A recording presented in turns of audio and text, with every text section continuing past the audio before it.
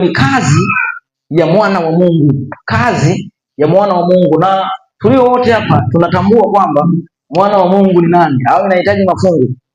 Hapana. Haihitaji mafungu. Kwa hiyo sote hapa tunatambua kwamba mwana wa Mungu ni nani.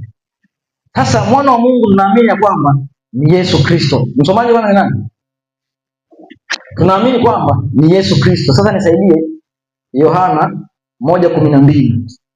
Mwana wa Mungu ni Yesu Kristo na sisi ni wana wa Mungu kwa kumwamini Yesu. Soma. Anasemaje? Bali wote waliompokea aliwapa uwezo wa kufanyika watoto wa Mungu. Kwa hiyo tuliompokea Yesu tulifanyika kuwa watoto wa Mungu. Sasa inatakiwa tuangalie kazi ya mwana wa Mungu na sifa zake. Kazi ya mwana wa Mungu na sifa zake. Na tumeona kwamba waliompokea aliwafanya wawe na uwezo wa kufanyika kuwa watoto wa Mungu, na ndio hao wanaoliitia jina lake, ndio hao wanaoliitia jina lake. Sasa mwana wa Mungu kwanza, kazi yake kubwa ilikuwa ni nini? Maana tunaamini kwamba Yesu alikuja kutuokoa. Sasa hiyo inahitaji mafungu, si tunaamini wote hivyo? Yesu alikuja kutukomboa kutoka katika dhambi zetu. Kwa hiyo inahitaji mafungu. Sasa kazi ya mwana wa Mungu, kazi ya mwana wa Mungu, Yohana wa kwanza 3:8. Yohana wa kwanza 3:8. Kazi ya mwana wa Mungu. Maana tunakuwa tunaangalia kazi ya mwana wa Mungu na sifa za mwana wa Mungu. Mwana wa Mungu tumeona ni Yesu Kristo, na wale waliompokea aliwapa uwezo wa kufanyika watoto wa Mungu. Wewe umempokea Yesu? Umempokea Yesu? Si amekupa uwezo wa kufanyika mtoto wa Mungu? Ndio. Sasa ndiyo kazi ambayo inatakiwa angalie. Hii ndio kazi yako. Kazi ya mwana wa Mungu ni yale mambo Yesu aliyofanya na kutuamuru tufanye, na ambayo inatakiwa tufanye. Soma andiko. Atendaye dhambi ni wa ibilisi. Kwa kuwa ibilisi atendaye dhambi ni wa ibilisi. Kwa kuwa ibilisi hutenda dhambi tangu mwanzo. Kwa kusudi hili mwana wa Mungu amedhihirishwa. Ati kwa kusudi hili mwana wa Mungu amedhihirishwa ili asivunje kazi za ibilisi. Kwa hiyo kazi ya mwana wa Mungu ni kufanyaje? Kuzivunja kazi za ibilisi. Kazi ya mwana wa Mungu ni kufanyaje? Kuzivunja kazi za ibilisi. Hiyo ndio kazi ya mwana wa Mungu. Mwana wa Mungu anapaswa kuzivunja kazi za ibilisi. Sasa uwezo kuvunja kazi za ibilisi wakati hujui mitego yake na hujui usimamie wapi. Bwana Yesu asifiwe. Kwa hiyo kazi ya mwana wa Mungu ni kuvunja kazi za ibilisi. Tukikusanyika mahali hapa na kueneza injili ni sehemu ya kazi ya mwana wa Mungu, lakini tunapokusanyika na hatufanyi kuharibu kazi za ibilisi, hatuna haja ya kuitwa wana wa Mungu. Maana kazi ya mwana wa Mungu ni kuvunja kazi za ibilisi. Na miongoni mwa kazi za ibilisi, kazi ya ibilisi anachokifanya ni kubadilisha kwanza ukweli. Anabadilisha ukweli na anatia shaka katika kweli ya Mungu. Nisaidie Mathayo 4:3. Mathayo 4:3. Kimbia. Anasemaje? Mjaribu akamjia akamwambia, ukiwa wewe ndiye mwana wa Mungu, waamuru kwamba mawe haya yawe mkate. Kwa hiyo mjaribu anakawa anapinga, anadauti ya kwamba Yesu hawezi kama mwana wa Mungu. Kwa hiyo anataka Yesu adhihirishe ya kwamba ni mwana wa Mungu kwa kufanya anachotaka yeye ibilisi afanye. Endelea. Anasemaje? Naye akajibu akasema, imeandikwa. Ati nini? Imeandikwa. Ati nini? Imeandikwa, mtu hataishi kwa mkate tu, ila kwa kila neno litokalo katika kinywa cha Mungu. Endelea. Kisha ibilisi akamchukua mpaka mji mtakatifu, akamweka juu kinara cha hekalu, akamwambia, ukiwa wewe ndiye mwana wa Mungu, jitupe chini. Ati nini? Ikiwa wewe ndiye mwana wa Mungu, jitupe chini. Endelea. Kwa maana imeandikwa, atakuagizia malaika zake. Kwa hiyo unaona shetani akatumia maandiko naye kuthibitisha uongo wake, lakini tunaona kwamba ni mwongo toka zamani. Maana alimwambia mwanadamu kwamba hakika hamtakufa. Mungu alisema mtakufa, yeye akasema hamtakufa. Ina maana aliongeza tu Mungu mtakufa, hakika yeye hamta. Kwa hiyo hapo anasema ajitupe chini. Endelea. Anasema naye atakuagizia malaika zake na mikononi mwao atakuchukua, usije ukajikwaa mguu wako katika jiwe. Yesu akamwambia, tena imeandikwa, usimjaribu Bwana Mungu wako. Kisha ibilisi akamchukua mpaka mlima mrefu. Kwa hiyo Yesu akamwambia usimjaribu Bwana Mungu wako, maana andiko limesema usimjaribu Mungu. Unaona? Kwa hiyo Yesu kama Yesu kaja kuvunja kazi za ibilisi. Sasa mwana wa Mungu anachotakiwa ni kuvunja kazi za shetani, na tunaona hapa Yesu anavunja kwa kutumia imeandikwa. Shetani naye imeandikwa, anatumia imeandikwa. Yesu kama Yesu naye anatumia kuvunja kazi za shetani kwa imeandikwa. Kwa hiyo mtu wa Mungu au mwana wa Mungu ni lazima awe amejawa na maarifa ya imeandikwa katika kuvunja kazi za ibilisi. Bwana asifiwe. Amen. Bwana asifiwe. Amen. Kwa sababu shetani toka zamani alikuwa ni mwongo. 8:44 Yohana, 8:44 Yohana, kimbia hapo. 8:44 Yohana. Ibilisi toka zamani alikuwa ni mwongo na ni baba wa uongo. Kwa hiyo lazima penyeze uongo katika mambo yake. Na wewe kama mwana wa Mungu ni sharti tuvunje kazi za ibilisi. Soma andiko. Ninyi ni wa baba yenu ibilisi, na tamaa za baba yenu ndizo mpendazo kuzitenda. Yeye alikuwa muuaji tangu mwanzo. Yeye alikuwa muuaji tangu mwanzo, wala kusimama katika kweli. Kwa hiyo usiposimama katika kweli wewe ni muuaji. Endelea. Anaendelea kusema, anasemaje? Kwa kuwa hamna hiyo kweli ndani yake, asemapo uongo usema yaliyo yake mwenyewe. Anasema yaliyo yake mwenyewe, kwa sababu yeye ni mwongo na baba wa uongo. Kwa hiyo shetani ni mwongo na baba wa uongo, na ndio maana anamwambia Yesu, ukiwa ndiwe mwana wa Mungu. Kwani shetani alikuwa ajui kama Yesu ni mwana wa Mungu? Anajua, alikuwa anajua. Sasa mapepo yenyewe yanasema wewe ni mwana wa Mungu, shetani ndio baba yao, ndio asijue. Kwa hiyo alijaribu kuweka triki tu akidhani kwamba anaweza kumletea shida kama aliyoleta kwa Adamu. Kwa hiyo shetani ni baba wa uongo, na Yesu kama Yesu amekuja kuvunja kazi za ibilisi, na miongoni mwa kazi alizofanya ilikuwa ni kufunua uongo, ni kufunua kwamba hili ni uongo, na katika kufunua alikuwa pia anaponya. Maana Yesu alikuja kuvunja kazi za ibilisi katika kufundisha na katika kuponya. Hebu nisaidie Marko 1:21. Marko 1 na mstari wa 21. Kwa hiyo kazi ya mwana wa Mungu ni kuvunja kazi za ibilisi. Hapo tumeona ni imeandikwa. Twende, anasemaje? Wakashika njia mpaka Kapernaum, na mara siku ya Sabato akaingia katika sinagogi. Endelea. Akafundisha. Akafanyaje? Kwa hiyo kazi ya mwana wa Mungu lazima uweze kufundisha. Hapo sio lazima uwe mtaalamu sana, ubobee kama mwalimu Masao. Ile unakuwa na uwezo wa kufundisha zile kweli ambazo unaona ziko waziwazi zimepingwa. Na kazi ya mwana wa Mungu inapaswa kila mwana wa Mungu awe mwalimu.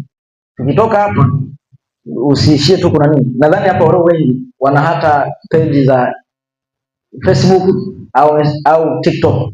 Kwa hiyo usinapita tu kuangalia, unafundisha. Unasikia Mama Success.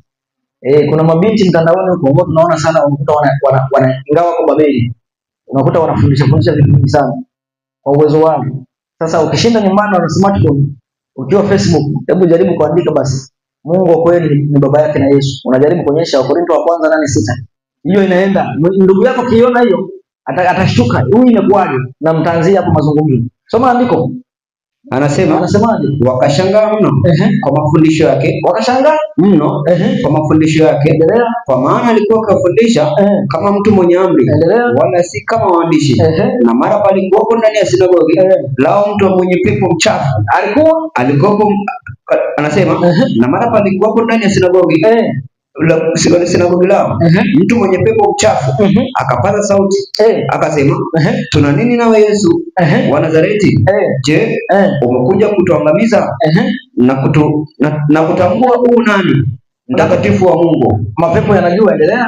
Anasema ingawa hiyo Waislamu wanatumia, lakini hawaelewi, maana mambo ya kiroho hawana. Soma andiko. Anasema na kutambua huu nani mtakatifu wa Mungu.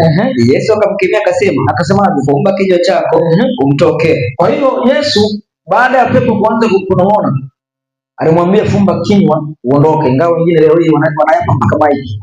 Umetoka wapi?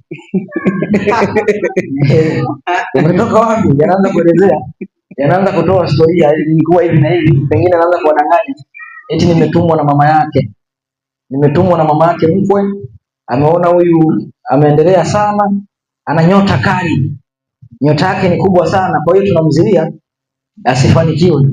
Na yeye anasema hamtafanikiwa, umeshafika hapa kwa baba lao, lazima tafanikiwa. Kwa hiyo zinaanza sarakasi makanisani na maigizo ambayo hayapo. Kwa hiyo tunaona kwamba pepo, Yesu anatoa pepo, Yesu anatoa pepo. Hebu jiulize sasa, wewe si ni mwana wa Mungu? Jihoji, wewe si ni mwana wa Mungu? Mtu akipagawa na pepo utafukuza au utalipita? Utajua tu, utasikia huyo hao wana maagano yao, wana mambo yao, lakini ukweli sio kwamba wana maagano yao. Ukweli kwamba nguvu huna, nguvu huna. Lakini mwana wa Mungu amedhihirishwa ili azivunje kazi za ibilisi, na wana wa Mungu walifanya kazi hiyo, walivunja kazi za ibilisi. Kwa hiyo tunaona kwamba Yesu Kristo anafanyaje? Anatoa pepo. Na Yesu Kristo hakutoa tu na akawa binafsi, hakutoa tu akawa binafsi. Maana kuna eneo huko pia, maana huko nakujua huko, ukiwa ni anaweza kama mchungaji. Sasa ikitokea kuna kipawa kimeinuka, anahisi kwamba wanataka kukumateki, kwa hiyo lazima afanye tekniki za kukublock usiweze kuonekana. Yani kwa mfano umepewa labda kama uje ufundisha hapa, unapofundisha kisha anza kuona kwamba kuna vitu unavipiga, mwisho wa siku unaweza kujikuta tayari unapiga password pale. Yani ile kawaida ya kuendelea kufundisha unaziwiliwa. Hakwambii tu kwamba umekuzuia, hapana, ile kasi yako lazima haifunge speed. Ile speed lazima haizuie. Maana najua kuna mambo yani watu watakuamini sana kuliko yeye. Naona matatizo yaliyoko huko. Kwa hiyo hata kama unafundisha, unaweza kufundisha, unafundisha, lakini akishaona kwamba huyu jamaa kuna namna anavyopenya, lazima akublock. Yani yeye anachotaka akukupa nafasi, uingie tu pale uanze kusifu. Baba, kwanza namshukuru Baba kwa nafasi hii. Yani unamshukuru Baba kwa nafasi hii, uanze kuelezea, umshukuru, na katika mafundisho yako utakayofundisha lazima yasivuke mipaka ya uelewa wa mwalimu wako. Tofauti na kanisa la Mungu. Maana vipawa lazima Mungu aiwe vipawa ufundishe. Kwa hiyo mwana wa Mungu alidhihirishwa aje kuzivunja kazi za ibilisi, na tumeona kwamba sisi tumefanyika kuwa watoto wa Mungu, na kama tumefanyika kuwa watoto wa Mungu ni sharti tuvunje kazi za ibilisi. Yesu kama Yesu hakuwa mbinafsi. Yesu hakuwa mbinafsi. Alichokifanya ni nini? Hebu nisaidie 16:17 Marko 16:17 Marko. Yesu kama Yesu hakutoa tu mapepo, hakuvunja tu kazi za ibilisi, hakuwa tu mwalimu alafu akaishia yeye ati kwamba hivyo vipawa viwe naye yeye. Ndio maana akasema, ukisoma ile Efeso 4:11, wengine akawatoa kuwa mitume, wengine manabii, na maana aliwagawia zile karama, hakuwa binafsi. Kwa hiyo aligawa zile karama kwa watoto wa Mungu. Soma andiko. Na ishara hizi zitafuatana na hao waaminio. Kwa jina langu wanatoa pepo. Kwa jina langu wanatoa pepo. Narudia tena kuuliza. Ukikutana mtu amepagawa pepo kwenye gari, kama upo kwenye gari, pepo limecharuka, una uwezo kulinyofoa?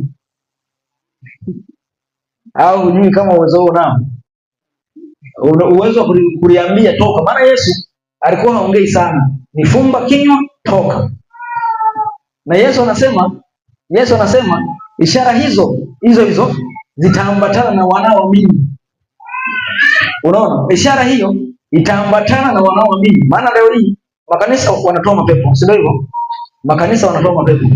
Na pengine huwa tunawashtaki, tunawashutumu kwa kufanya hivyo, ati kwamba ni ishara za uongo. Tunawashutumu kabisa. Mimi mwenyewe nawashutumu. Tena napiga mafungu kweli. Lakini sasa tujiulize sasa, wewe unayeshutumu, ina maana mtaka Mungu, Yesu ni mwongo? Yesu ni mwongo?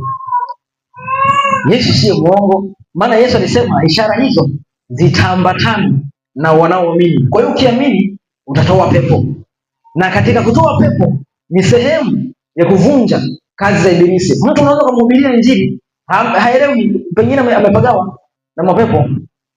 Unamfundisha kuhusu Yesu mwana wa Mungu, haelewi, ni mapepo. Sasa huyo unafanyaje?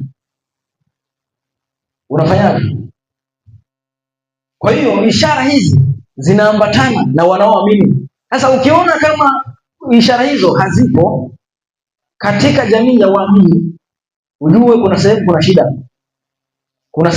kuna shida. Sio eti kwamba ufanye kwa kushow off. Hapana, usifanye kwa kushow off, maana Yesu mwenyewe alikuwa hajionyeshi. Ameenda sehemu anahubiri, amekuta mtu ameteswa na shetani, anamwombea.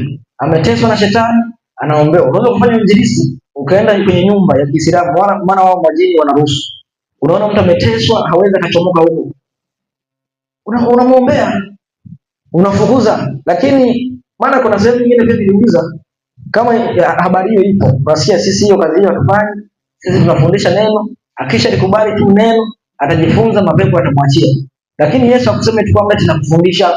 Yesu alifukuza na mafundisho yakaendelea. Yesu alifukuza, mafundisho yakaendelea. Kwa hiyo ishara hizo zinaambatana na wanaoamini. Yohana 14:12.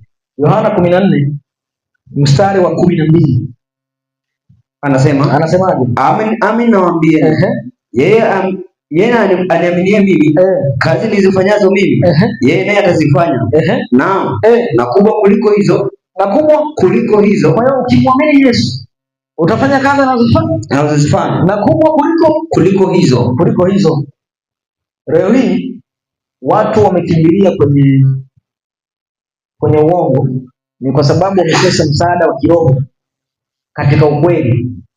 Wamekosa msaada wa kiroho katika kweli, kwa sababu kwa mfano kuna mtu mwingine anaweza kawa labda hajakomaa imani na anakutana na mashambulizi ya nguvu za giza. Unaona, kwa haraka kukutana na mashambulizi ya nguvu za giza, kwa sababu kule kuna manabii wanaoombea watu na wanafanya promotion. Usifikiri ataanza kuja ati sijui nitafute wana matengenezo waniende wanisaidie wanipe msaada. Lazima ataenda huko kwenye uongo, na akishaponyea huko kwenye uongo huwezi kumtoa huko. Yaani akishaponyea tu huko mtoi anakuwa menasi. Kwa hiyo sasa tunapokutana hapa na kujifunza habari za Mungu, tunajifunza kweli kuhusu afya. Unaona, ukimkutana na mtu anaumwa unamwezesha kiafya, na tunajifunza pia kuhusu nguvu ya Mungu.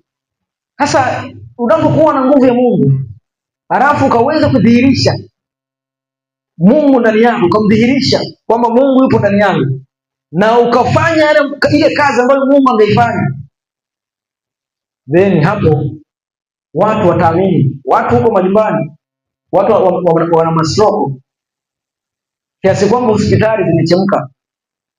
Yaani watu wana mastroke kabisa, wamechemka, hawawezi kusimama wala kufanya chochote. Sasa hakuna jambo ambalo Mungu hawezi kutenda. Hakuna jambo ambalo hakuna ugonjwa ambao Mungu hawezi kuponya. Ni sisi tu ambao labda pengine nguvu ya Mungu inakuwa labda ni ndogo. Na generalize najumuisha, naposema sisi najumuisha, pengine wewe unazo, lakini nafanya jumuishi. Kwa hiyo watu wanaumwa, watu wapo majumbani huko, unaona, wanaumwa, watu wana stroke. Mtu ana stroke amelala, unashangaa ana miezi 2, 3, 5, amekata tamaa, hospitali zimechemka, wametumia dawa, wamechemka. Sasa mtu kama huyo ukimwendea ukamwombea, na kama labda una dawa unayofahamu ukamsaidia, akipona anakuwa mwinjilisti. Kwa hiyo ndio maana Yesu alipokuwa akifanya, alikuwa anaombea wagonjwa. Anapoombea wengine wanatamani wamfuate, wanasema anaenda katangaza. Kwa hiyo Yesu kama Yesu alikuja kuvunja kazi za ibilisi, na miongoni mwa kazi za ibilisi ambapo nimesema kuna mafundisho ya uongo, ambayo hiyo ni kuna wainjilisti inatakiwa wafanye kazi hiyo, unaona, na walimu. Kuna watu wanaumwa, wameteswa na nguvu za giza, ambapo hiyo ni kila muamini inatakiwa atafute nguvu ya Mungu kwa ajili ya kusaidia, kwa ajili ya kusaidia. Watu wana mapepo yametanda vibaya. Kwa hiyo mwana wa Mungu alidhihirishwa kuzivunja kazi za shetani. Sasa hebu tuone kwanza sasa maana alisema ishara hizi zitaambatana na wanaoamini. Tuone sasa wao walioamini walifanya kitu gani? Walioamini walifanya kitu gani? Na maana Yesu alisema tu ikaisha. Na kama waliamini hao wakafanya mambo hayo, sisi tunashindwa wapi? Mfano, hebu nisaidie Matendo 3:1. Matendo ya Mitume 3:1. Hii injili, ukihubiri injili namna hii kwa jamii ya Wakristo, pengine watashangaa, pengine hata wana matengenezo. Unaweza kuhubiri injili namna hii wakakujulisha kwamba ati ni injili ya miujiza na ishara. Hapana, hii ni kazi ya mwana wa Mungu. Tunapoongelea kuhusu habari ya kueneza injili, hutaenda kumwambia mtu habari za injili ambayo yuko katika hali ya maututi ati Yesu anaponya, mwamini Yesu. Sikiliza, Yesu anaponya, na Yesu alikuja kwa ajili ya watu wapate uzima. Uko tayari? Unamwamini Yesu? Ndio. Unaamini unaweza kuponya? Ndio. Inuka. Kwani mitume walifanya hivyo? Kabisa. Hebu soma andiko hilo uone. Anasema, naona sisi tunapeli wapi? Basi Petro na Yohana walikuwa kikuya pamoja kwenda hekaluni saa ya kusali, saa 9. Na mtu mmoja alikuwa kiwete toka tumboni mwa mamaye, alichukuliwa na watu ambaye walimweka kila siku katika mlango wa hekalu uitwao Mzuri. Kila siku walikuwa wakimweka katika mlango wa hekalu. Endelea. Uitwao Mzuri, ili aombe sadaka kwa watu waingiao ndani ya hekalu. Endelea. Mtu huyo akiwaona Petro na Yohana wakiingia hekaluni, aliomba apewe sadaka. Na Petro akamkazia macho pamoja na Yohana, akasema, tazameni sisi. Akamwambia, akatarajia kupata kitu kwao. Akaangalia akitarajia kupata kitu kwao. Huyu alikuwa ni ombaomba, ameweka katika hekalu na alitoka kuzaliwa kwake. Hiyo story nadhani najua. Sasa alikuwa amekaa pale akiomba, lakini mitume walipita pale katika kwenda kusali, nao mitume wakaanza kuomba pesa. Maana wao walianza kuomba pesa, lakini wao pesa walikuwa hawana. Walichokuwa nacho ni kitu gani? Soma hapo. Anasemaje? Lakini Petro akasema, mimi sina fedha wala dhahabu, lakini nilicho nacho ndicho nikupacho.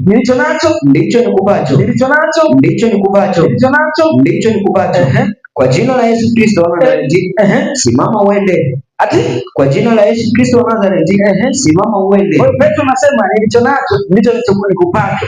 Maana yake Petro anamuombea, anapona. Nilicho nacho ndicho nikupacho. Wewe una nini cha kutoa? Una nini cha kutoa? Endelea. Anasemaje? Akamshika mkono wa kuume, akamuinua mara nyayo zake na vifundo vya miguu yake vikatiwa nguvu. Kazi ya mwana wa Mungu kuvunja kazi za ibilisi. Kwa hiyo tunaona Petro anamwombea, anapona. Na kuna wakati mwingine Petro, watu walikuwa wengi wakakusanya, wakaweka kwenye magodoro, akapita tu, kivuli kikawaponya. Wewe ukifanya hiyo unaweza kuonekana mwongo. Kwani ni uongo? Unaweza kuonekana kwamba unadanganya. Wala wanadanganya, lazima tuongee kweli. Tuongee kweli. Hawa tunawasema ni waongo kwa sababu wanafanya kinyume na neno. Yaani wangekuwa wanafanya ndani ya neno, ungebisha nini sasa? Usingebisha chochote. Kwa hiyo wanafanya hayo kinyume na neno. Ila kama yangekuwa yanafanyika ndani ya neno, usingepinga, maana wangekuwa wanadhihirisha kile kilichoandikwa. Lakini Petro alikuwa anafanya hayo ndani ya neno. Alikuwa maana ishaandikwa kwamba mtafanya zaidi ya hayo. Sasa kama anafanya zaidi ya hayo, ndio hayo wanaofanya leo hii wana wa Mungu. Je, yanafanyika au ndio ile kusema kwamba tunafanya lakini hatujitangazi? Tunaambia kwamba hatujitangazi. Unaona? Kwa hiyo hatuwezi tukafanya mambo hayo kama hatujapata nguvu, kama hatujapewa uwezo wa Mungu mwenyewe. Lazima tuwe na nini? Tuwe na nguvu. Lazima tuwe na nguvu. Hebu nisaidie. Marko 9:7. Marko 9 na mstari wa 7. Hatuwezi tukafanya hayo bila kuwa na power ya kutuwezesha kufanya hayo. Nguvu zipo nyingi, wale wanafanya kwa nguvu wanayojua wao. Kwa hiyo lazima tumuombe Mungu atuwezeshe tutembee katika nguvu yake, ili tuweze kumdhihirisha. Vinginevyo tutaishia tu kulaumu watu. Soma andiko. Anasemaje? Kisha likatokea wingu likawatia uvuli, sauti ikatoka katika lile wingu.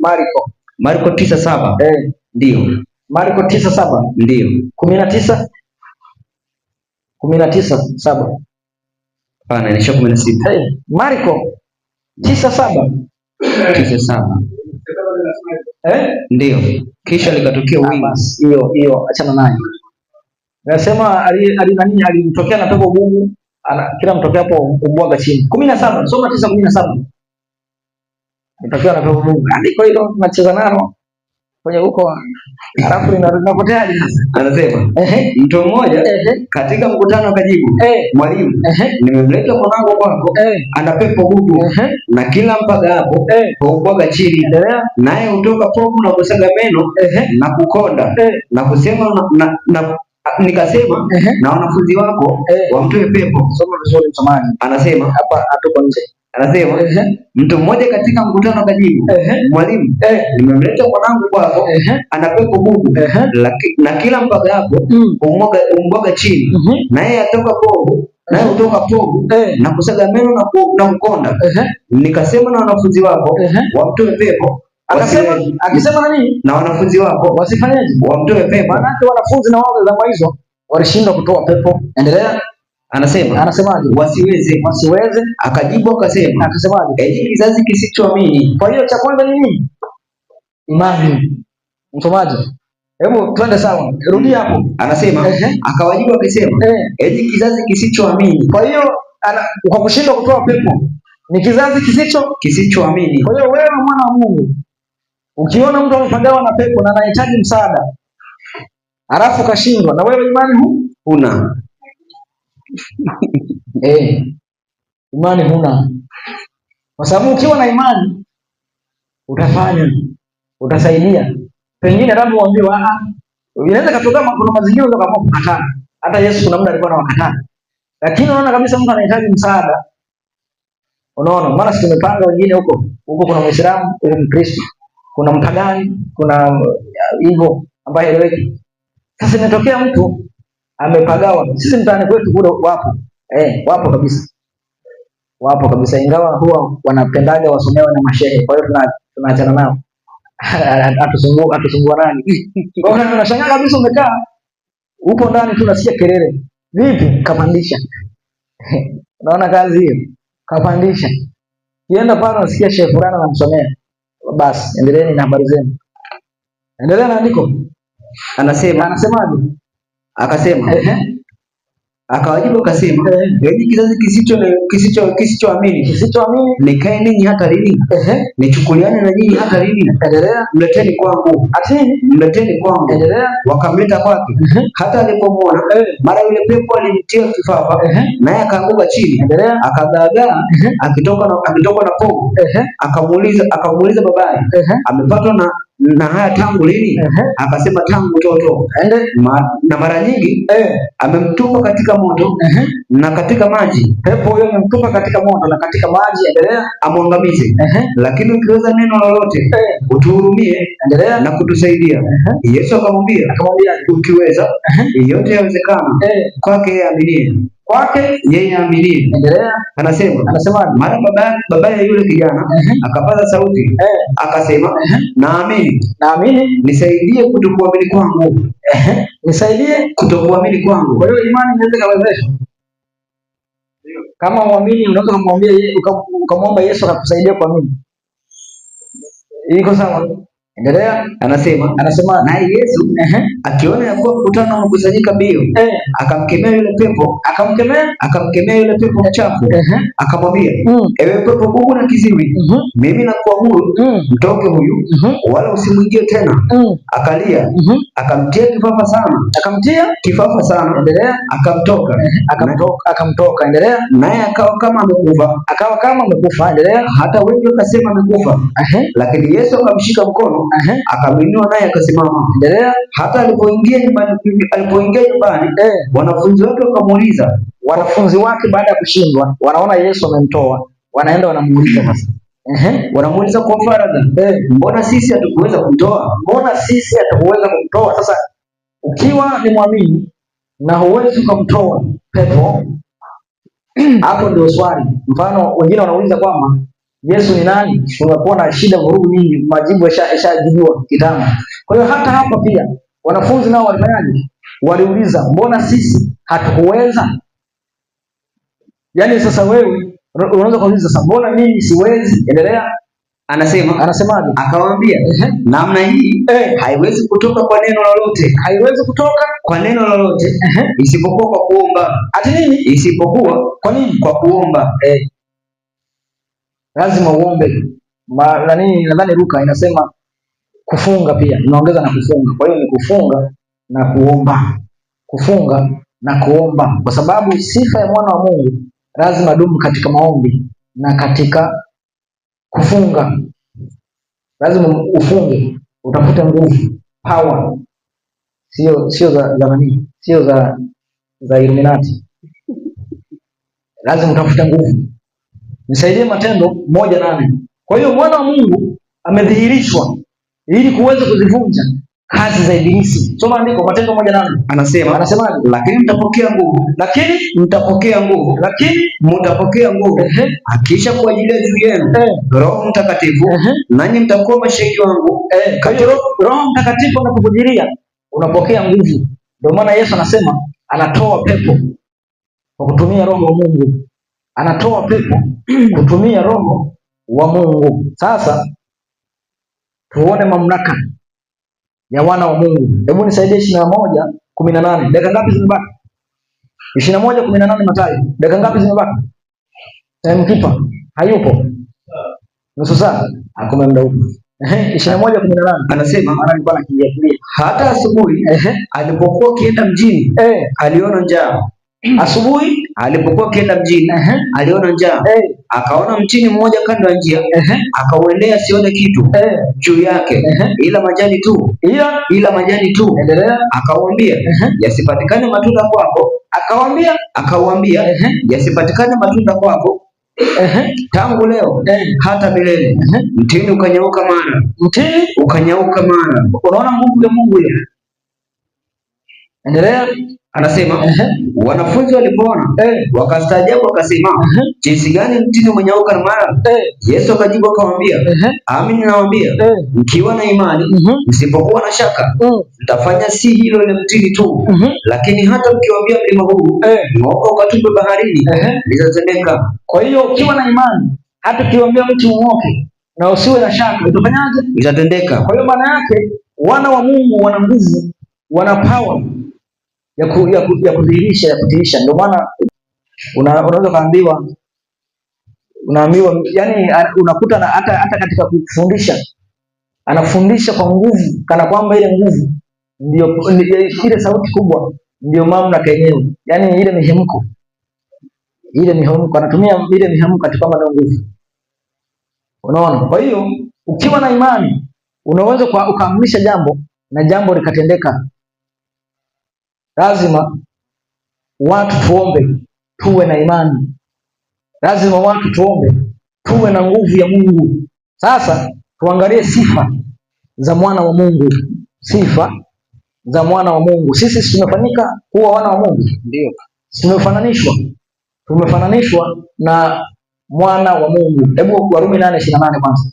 Tumefananishwa na mwana wa Mungu na tumeona kazi za Yesu alizozifanya, na akatuambia kwamba tunatakiwa tuzifanye. Na wana wa Mungu waliofuata baada ya Yesu, kazi hizo walizifanya.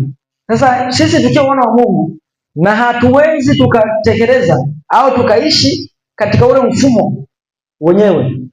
Hapo lazima tujihoji, kwa sababu kuna mtu unaweza kukaa ukajua mafungu, ukajua kweli, lakini usipokuwa na ile connection ambayo tunasema nguvu, power, usipokuwa na ile connection ya wewe na Mungu,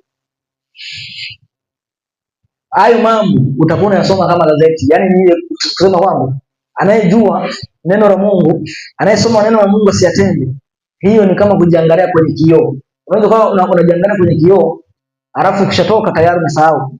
Kwa lazima yale unayosoma, ile uliyoona kwamba ile nguvu uliyoiona ambayo Mungu alidhihirisha kupitia mwanawe na kuidhihirisha kupitia mitume wake, lazima ukae katika mfumo huo, lazima ukae katika system hiyo. Ukijua tu ile kweli, alafu huwezi kukaa katika nguvu hiyo. Naposema nguvu, simaanishi kwamba lazima uponye wewe kama kuponya. Kuwa na nguvu tu ile ya kusimama katika kweli. Bila nguvu ya Mungu ni ngumu. Tunaishana tu kusomeana. Ukumbuke siku ya Sabato. Unaona matatizo? Kwa hiyo lazima uwe na nguvu ambayo itakuwezesha kwa namna yoyote ile kusimama. Nguvu ya kuwezesha kusimama na kuishi katika kweli hiyo. Pasipokuwa na nguvu hutaweza. Na tunapoongelea hapa, tunaongelea habari za Roho wa Mungu. Tunaongelea habari za Roho wa Mungu. Andiko nimekupa? Ndio. Soma. Anasemaje? Nasi tunajua ya kuwa katika mambo yote Mungu hufanya kazi pamoja na wale wampendao katika kuwapatia mema. Yaani wale walioitwa kwa kusudi lake. Walioitwa kwa kusudi lake. Anaendelea kusema, anasemaje? Maana wale wajua tangu asili, aliwachagua tangu asili, wafananishwe na mfano wa mwana wake, wafananishwe na mfano wa mwana wake. Kwa hiyo hao wanaofananishwa na mfano wa mwana wake ndio Mungu anafanya nao kazi. Hao wanaofananishwa na mfano wa mwana wake, Mungu ndo anafanya nao kazi. Swali, ukijichunguza, kazi ya Mungu inafanyika ndani yako? Lazima tujihoji hapa. Lazima tujihoji. Kazi ya Mungu ndani yako imedhihirika? Na kama haijadhihirika, ni muda wa kuomba na kuomba na kuomba zaidi. Ni muda wa kuomba na kuomba na kuomba zaidi. Sasa sifa ya mwana wa Mungu, sifa ya mwana wa Mungu, kwanza hudumu katika maombi. Luka 22:41. Sifa ya mwana wa Mungu, hudumu katika maombi. Luka 22:41. Anasema mwenyewe akajitenga nao kama kiasi cha kutupa jiwe, akapiga magoti akaomba, akasema Baba, ikiwa ni mapenzi yako, uniondolee kikombe hiki. Unaona, Yesu alipotoka mbinguni alijua wajibu wake uliomleta hapa. Alikuwa anajua. Alikuwa anajua. Lakini mwisho wa siku anaomba, ikiwezekana kikombe hiki kifanyaje? Kiniepuke. Ndio alikuwa anasali. Wakati yuko msalabani, baada anaomba Mungu. Na anajua amekuja katika mission hiyo hiyo. Tena katika kuomba pia anawaombea watu wasamehewe dhambi. Stefano naye anaombea watu wasamehewe dhambi. Yaani wampiga mawe akawaombea kwamba wasamehewe. Wewe Shayo, bodaboda mwenzako overtake, unatamani kumpiga kofi. Kabisa. Kwani mimi sinajua? Najua. Unaona, kwa hiyo anadumu katika maombi, kwa sababu pasipokuwa na maombi, ile nguvu ya kukuwezesha wewe kustahimili kuendelea kuwa mwana wa Mungu itaisha. Maana shetani ana mitego mingi, ana mambo mengi. Sasa hivi mfano kama hapa, unatoka hapa utembea hapa mpaka Tegeta hapo kwa ndevu njiani, wewe unafikiri mchezo? Utembee jioni Vitalis, utembee jioni kuanzia hapa mpaka Tegeta pale. Wewe unafikiri bila maombi amri ya 10 si utavunja? Utavunja. Kwa hiyo lazima mwana wa Mungu adumu katika maombi na apate nguvu inayomwezesha. Sifa nyingine, mwana wa Mungu anachukia dhambi. Yohana wa kwanza 3:9. Mwana wa Mungu anachukia dhambi. Mwana wa Mungu anachukia dhambi. Soma andiko. Kila mtu aliyezaliwa na Mungu hatendi dhambi. Hatendi dhambi kwa sababu uzao wake wakaa ndani yake, wala hawezi kutenda dhambi kwa sababu amezaliwa kutokana na Mungu. Hapo mimi sitaki debate. Hilo andiko limesema hivyo. Mwana wa Mungu aliyezaliwa na Mungu hatendi dhambi. Ila kuna ile hali ya kuanguka ambao unainuka unaendelea. Sasa sitaki mjadala hapo. Wewe endelea na andiko. Anasema katika hili watoto wa Mungu ni dhahiri na watoto wa Ibilisi nao. Mtu yeyote asiyetenda haki hatokani na Mungu. Asiyetenda haki hatokani na Mungu. Kwa hiyo mwana wa Mungu lazima atende haki. Lazima atende haki. Hebu soma hiyo 5:18. Mwana wa Mungu lazima atende haki. Kwa hiyo inakuwa ni sifa ya mwana wa Mungu. Inakuwa ni sifa ya mwana wa Mungu. Soma hiyo. Anasema 5:18. Twajua ya kuwa Yohana wa kwanza. Twajua ya kuwa kila mtu aliyezaliwa na Mungu hatendi dhambi. Hatendi dhambi. Kwa hiyo anachukia dhambi. Bali yeye aliyezaliwa na Mungu hujilinda.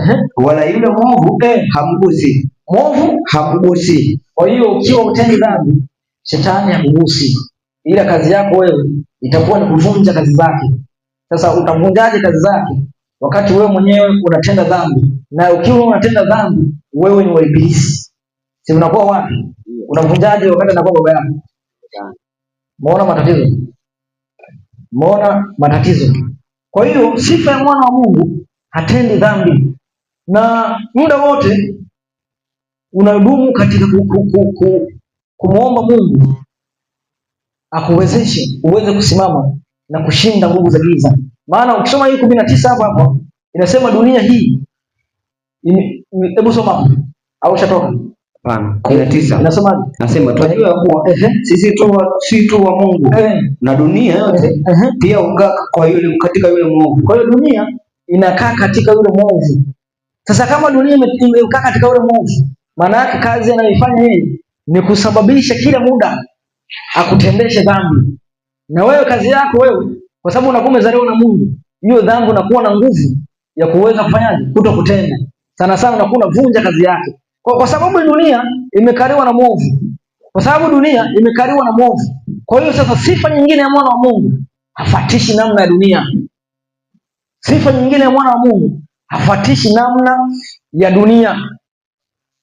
ya mwana wa Mungu hufuatishi namna ya dunia, kwa sababu dunia imekaliwa na yule mwovu. Na ukifuatisha namna ya dunia, wewe unakuwa kama mzinzi, maana unakuwa umefuata habari za shetani. Dunia amekaliwa mwovu. Ukifuata namna inavyoenda na maagizo yote. Sasa kwa mfano sasa, ingekuwa labda dunia inaendeshwa, yaani tunaposema kwa dunia kweli ni ya Mungu, imeumbwa na Mungu, tunapoongelea kwamba imekaliwa na mwovu, maana yake shetani katika ulimwengu ana power. Sasa kwa mfano ingekuwa ni nguvu ya Mungu tu ndio inayetawala, leo tungeitwa ati kwamba njoo mfanye interview na ni Sabato. Si wangesema bana, hata kama wao naamini Jumapili, wangesema bana Jumamosi na Jumapili, basi hata na Ijumaa, Jumamosi, Jumapili na Ijumaa hakuna tafanya. Fanyeni Jumatatu, Jumanne, Jumatano, Alhamisi. Wameshinda.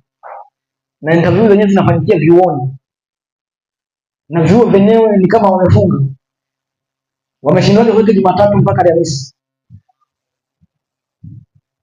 Naona shida. Kwa leo wapo. Tena wameanza jana wapo. Leo wapo. Kesho wapo. Naona shida. Kwa hiyo dunia imekaliwa na mwovu. Na kama imekaliwa na mwovu, maana yake tunaambiwa kwamba tusifuatishe namna ya dunia. Na ukifuata namna ya dunia, kwa sababu inakuwa imekaliwa na mwovu, unakuwa kama unazini. Kuzini ni kwenda kinyume.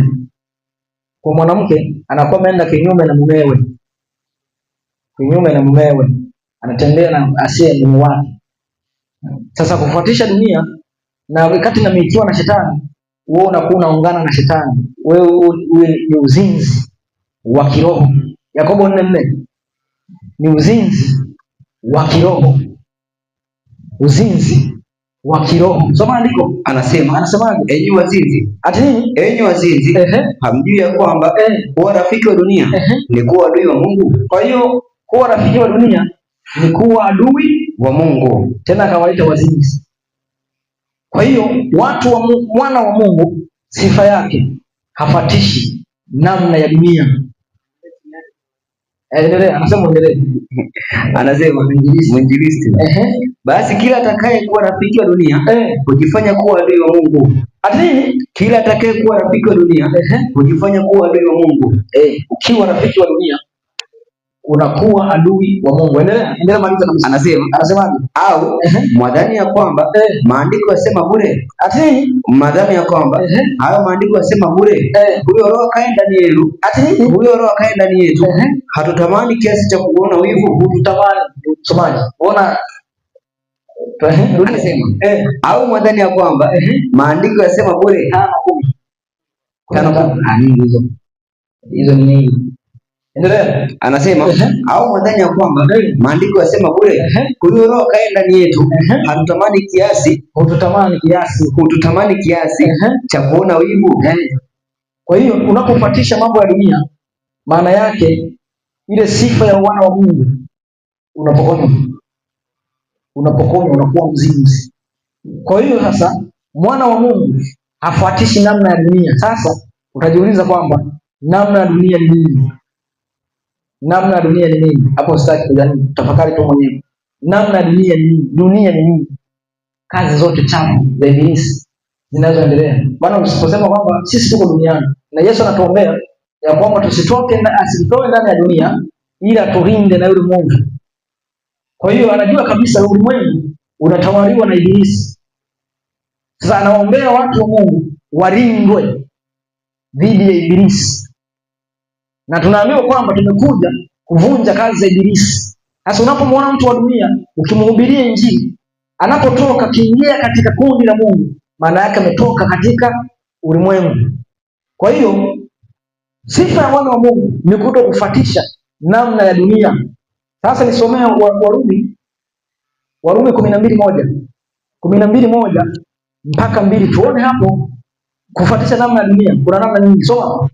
Basi ndugu zangu, na wasihi kwa huruma zake Mungu, itoeni miili yenu. Ati nini? Itoeni miili yenu iwe dhabihu iliyo hai, takatifu ya kumpendeza Mungu, ndio ibada yenu yenye maana. Ibada yenye maana, unatoa mwili wako kuwa dhabihu. Endelea. Anasema wala msifuatishe namna ya dunia hii. Usifuatishe namna ya dunia hii, bali mgeuze kwa kufanya upya nia zenu. Kwa hiyo usipofuata namna ya dunia hii, unageuza kufuata nini? Kufanya upya. Unafuata.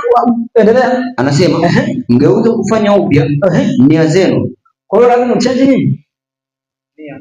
Msomaji, mbona una nani? Au okay, sawa. Najua. Maana okay, utakuwa umefika saa 6 nyumbani. Sina shida. Unaona, kwa hiyo tunaambiwa kwamba tujitoe miili yetu kuwa dhabihu iliyo hai, takatifu kwa Bwana. Sasa tunapojitoa miili yetu kwa dhabihu, na tunaambiwa kwamba tusifuatishe namna ya dunia.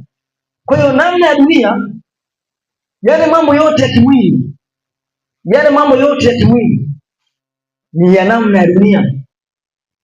Tabia zote za kimwili, tabia zote za kufurahisha kimwili ni namna ya dunia. Kwa mfano leo ni Sabato. Sabato leo, kesho Jumapili, jana ilikuwa Ijumaa. Kiwango cha watu watakaoingia ukumbini siku yote anayocheza Simba na Yanga na kiwango watu wanachoenda makanisani ni tofauti. Idadi kule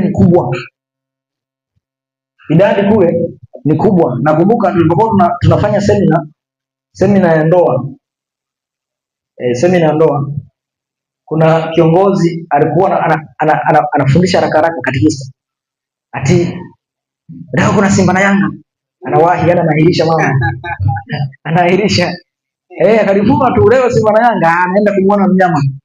Unaona? Kwa hiyo tumeambiwa kwamba tugeuze nia Tugeuze nia. Kwa nini? Kwa nini tunapofuatisha mambo ya dunia nipojifunza mwenye mpira nilikuwa naangalia sana. Na kule kutoka ni kazi. Kuchomoka we ni kazi. Kazi kubwa. Unaona nilikuwa naangalia. Mtulia hivyo.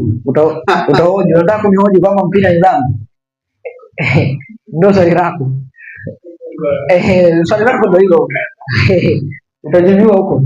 Umeona? Au na swali lingine si ndio hilo? Kwa hiyo mimi nilikuwa naangalia sana. Sasa shida inakujaje? Shida inakujaje?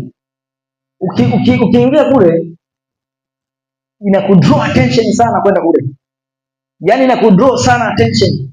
Na nisikufiche, safari ya wokovu ni ngumu, ni njia nyembamba sana. Kwa sababu inatakiwa kila muda wote mtu akae anajifunza mambo mengi sana. Yaani kuna vitu vingi vya kujifunza na kusoma sana ambavyo inatakiwa Mkristo avijue. Kuna mambo ambayo yako kona. Inatakiwa muda mwingi sana mtu asome. Biblia unaweza kuisoma pengine hata usielewe.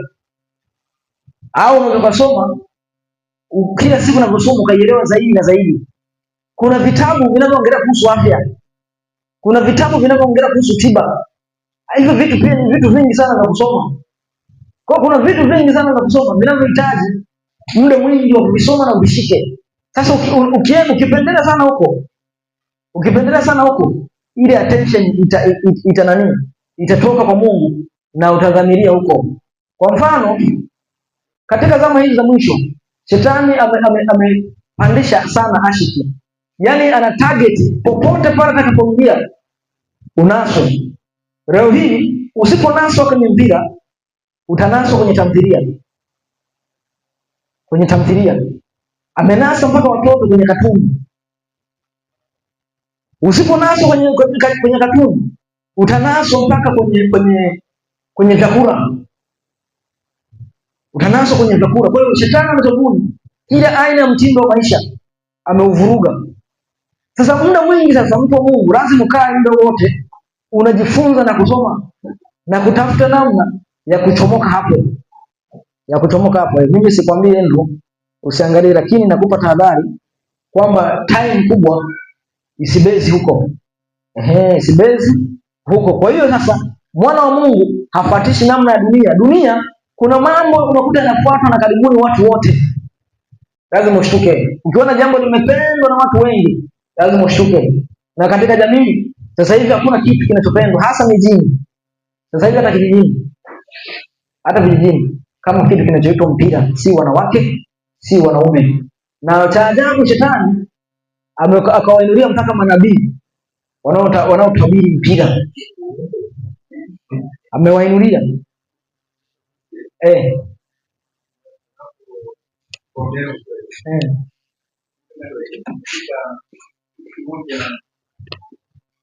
Swali linauliza kuhusu tumefundishwa neno la Mungu hapa. Kwamba hichi kitu je, tukifanye au tukifanye? Ndio tujue tusikifanye. Okay, asante. Sawa. Sasa naomba tukitoe kimoja hivi. Unajua kuna sisi ni Waadventista. Kuna vitu hapa tunabebana ili tuende kwa kukua. Lakini swala la soka, mpira, hata mimi niko Manchester. Sawa ikifungwa naumia kweli. Hata mtaani fulani sipiti kabisa, najua nitazomewa. Sawa. Lakini namshukuru Mungu baada ya kutafakari kitabu cha Kutayarisha Njia sehemu ya kwanza. Na nikajua nasafiri wapi. Yote niliua. Kwa hiyo mimi naangalia chenye kunipa nini? Faida. Kama nitaangalia movie, siangalie nijifurahishe. Naangalia nini kilichowekwa ni nini pale ndani. Kuna mpango gani wa ibilisi, sawa? Sikia nilichosema hapa. Sawa. Nukuu. Hii ni Adventist, hii ni roho ya nabii. Counsel to parent, teacher and student.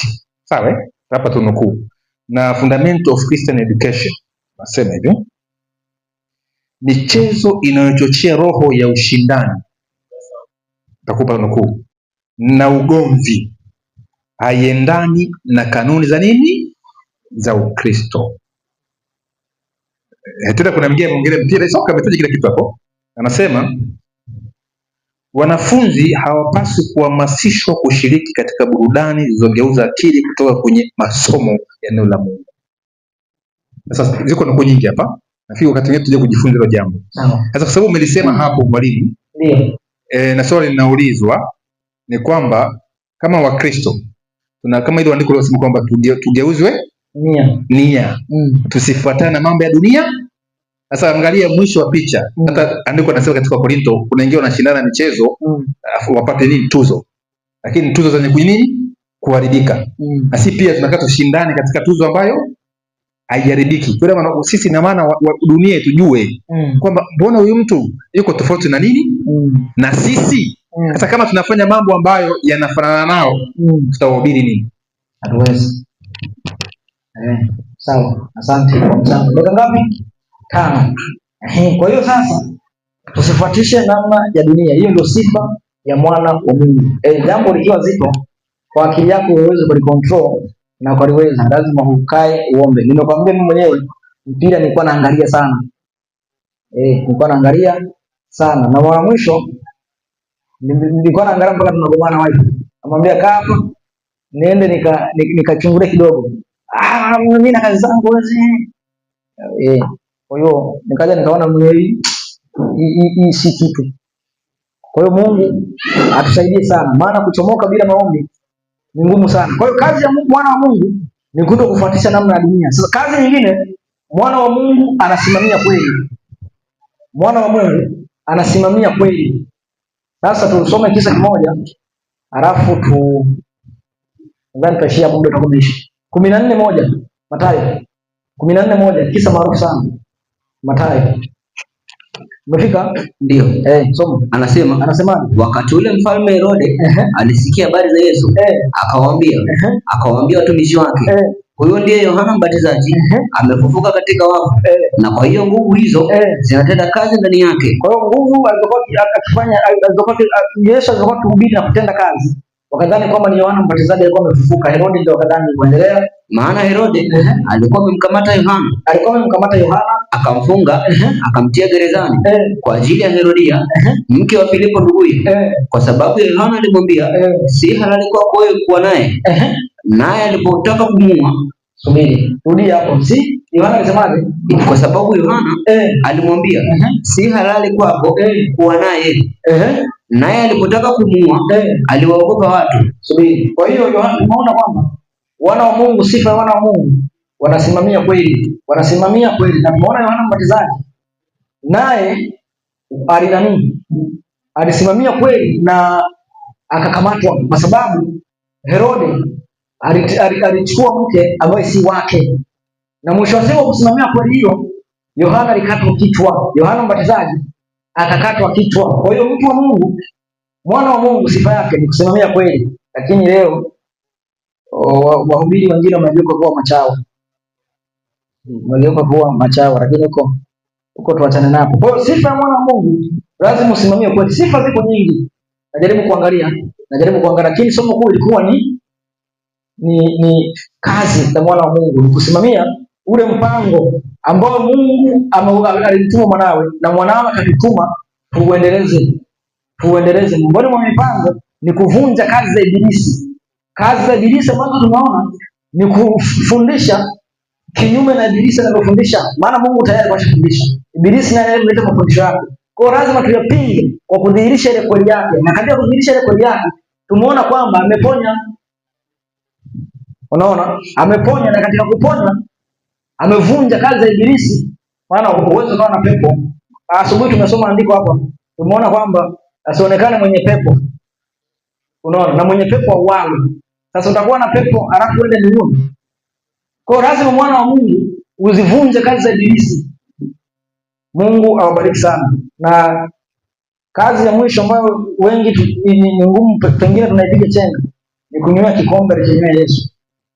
Na hapo manabii wa uongo wameamua kuchukua uongo, maana wanajua kuna kibana.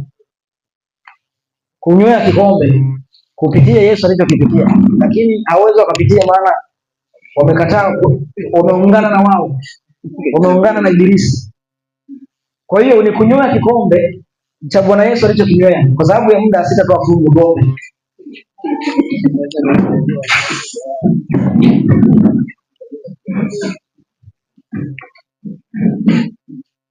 Asante Mungu wetu wa mbinguni, tunakushukuru kwa neno lako, lakini Mungu, tunajua ya kwamba bila msaada wako kupitia mwanao sisi hatuwezi lolote, maana tumeona sifa za mwana wako ya kwamba imetupasa na sisi tutende sawasawa na mwana wako kama alivyotufundisha.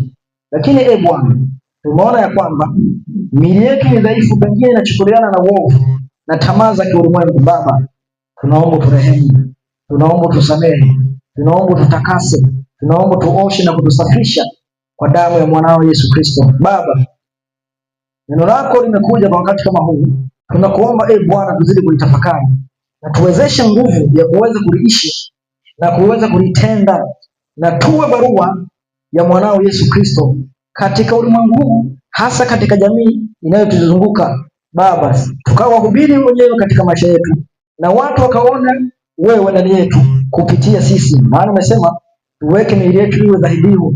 Tuwezeshe Bwana miili yetu Bwana, kwa nguvu yako kaitiishe, tusiweze kuwa na tamaa za kiulimwengu, bali tuweze kusimama na kutafakari maneno yako kila saa, maana umesema upende wanaokaa kwenye mizaha, lakini barazani pa mizaha, lakini unapenda wale wanaotafakari neno lako kila saa na kila wakati. Hao ndio unapendezwa nao, wale wanaozitafakari njia zako na sheria zako ndio unaopendezwa nao. Baba, pengine tumepungukiwa na mambo kadha wa kadha, pengine Baba tumezidiwa na dhiki na taabu ambazo zinazotufanya tuwe mbali nawe, zinazotufanya tusiwe karibu nawe. Baba, tunaomba utupe nguvu na neema ya kutuwezesha kuweza kusimama na kutibu kiu hiyo. Baba yetu, jidhihirisha ndani yetu, tusiwe na hali ya kutamani mambo yaliyozidi na kupitiliza. Tukuombapo Baba, achilia neema yako ya kutuwezesha kusimama na kuishi maisha yanayokupendeza. Bariki kila mmoja, bariki hata wale Baba ambao hawajafika katika siku ya leo, ukawabariki na kuwakumbuka, watie nguvu ya kuja mahali hapa. Tazama, kuna ambao hawaja mahali hapa, pengine ni kwa sababu ya dhiki na shida mbalimbali ambazo ibilisi amewafunga na kuweza kuwatia upofu wasione ya kwamba neema yako ina nguvu na ya kutafuta wewe, lakini shetani pengine amewazonga kwa kila namna kwa njia zako, kwa njia zao. Baba, achilia neema yako, achilia mkono wako ukawaguse na kuwaponya wale walio dhiki ya kiuchumi. Mungu wetu ulisema hutawatupungukia, ukawabariki, nami pia ukanikumbuke. Bariki kanisa lako likazidi kudumu katika neema yako na kweli yako na mafundisho yako. Mkono wako kawe nasi, ukaturehemu pale tunapoanguka, bali ukatuonye kwa neema na rehema zako, ukitukumbusha yale tunayopaswa kutenda. Bariki kila mmoja, bariki maneno ya kila anayeomba hapa kimya kima.